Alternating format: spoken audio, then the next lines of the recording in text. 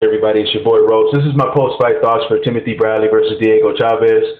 It was a good, exciting fight to watch, and I'm not saying this because I am a biased Timothy Bradley fan, which everybody knows that. Everybody knows I'm a fan of Desert Storm. But there's no way in hell he lost this fight tonight. Okay, he won the fight pretty damn comfortably, in my opinion. Diego Chavez showed up with his dirty tactics again. And people are talking like the headbutts that happened were Timothy Bradley's fault just because he's always involved with headbutts in his fight. But if you look carefully, man, Diego Chavez was responsible for those fucking headbutts.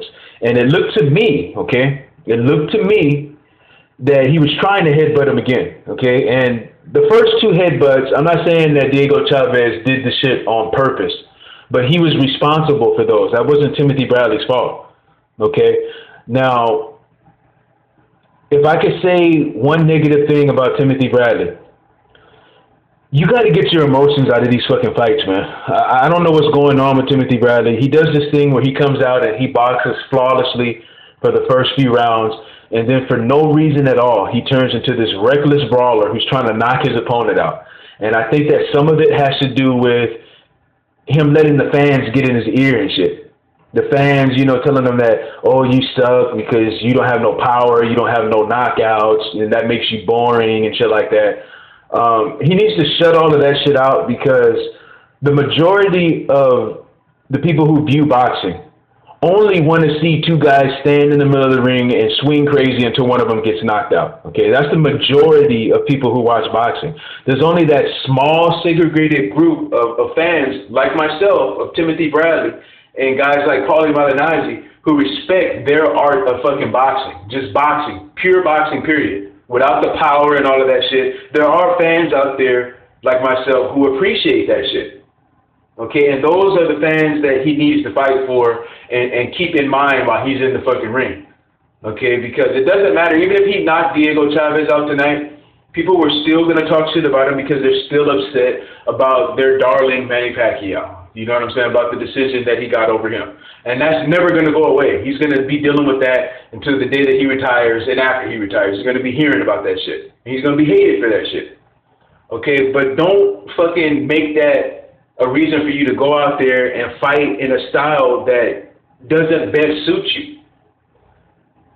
I do like when Timothy Bradley boxes and then he'll jump in and he'll brawl for a little bit like he did against Marquez, but then he gets back on the outside and starts boxing.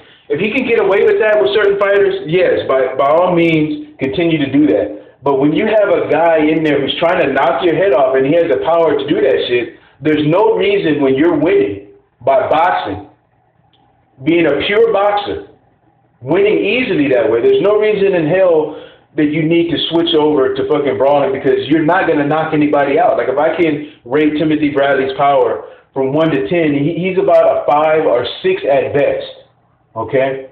And he needs to accept that and just fight the style that best suits him, which is a pure fucking boxer, okay? That's the only fucking thing negative that I can say about Timothy Bradley, that he needs to get that shit together, okay? Now, he won this fight tonight, but he was robbed, and he has to go and he has to fight this guy again in a rematch. And I only hope that he goes out there and keeps his emotions out of it and just boxes him and makes it a fucking easy-ass rematch.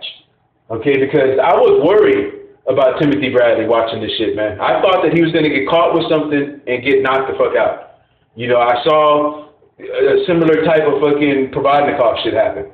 You know, and one thing that I always liked about Timothy Bradley at the beginning when I first started watching him is that sometimes he would come out brawling and then he would switch it up and then become a slick boxer and easily win the fight like that.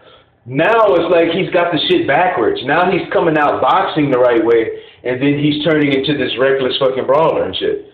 So I hope that he gets that together. I hope that he doesn't come out in the rematch and try to fight like he did this time. Okay, but I got to take my hat off to him. He's one tough motherfucker. He got caught with some good shots. It didn't really seem to affect him much at all. He's a tough fighter.